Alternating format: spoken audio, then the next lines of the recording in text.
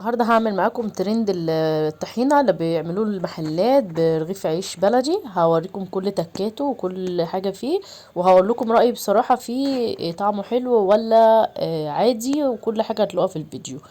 اول حاجة بس انا هجيب معايا رغيف عيش بلدي، اللي هو احنا رغيف العيش بتاعنا البلدي هنقعه في مية سخنة تكون بتغلي، يعني غالية مية في الكتل، وهحطها عليه. هسيبه بس لمدة إيه 5 دقايق بالظبط، يكون العيش معايا دبل كده في المية خالص وبقى طري خالص، بحيث ان انا اعرف اضربه في الخلاط مع بقية المكونات. هبدأ بعد كده هجيب الخلاط وهنزل فيه رغيف العيش ان انا نقعته في المية السخنة اللي هي بتغلي اهم حاجة. وبعد كده هبدأ اجيب بقية مكونات الوصفة احطها في الخلاط. اول حاجه هجيب معايا ملح وكمون وشطه، وكل حاجه معلقه صغيره، معلقه صغيره توم مهروس، كوبايه خل او ربع كوبايه خل صغيره خالص. هجيب معلقتين طحينه كبار، وهنزل عليهم كوبايه ميه صغيره. هبدأ اضربهم في الخلاط ضربة حلوة، هيطلعوا معايا كمية كبيرة جدا من الطحينة.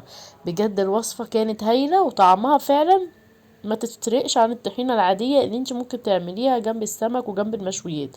لا بالعكس، دي طلعت طعمها تحفة وهايلة، والطعم حكاية. لايك وشير للفيديو لو عجبكم الفيديو.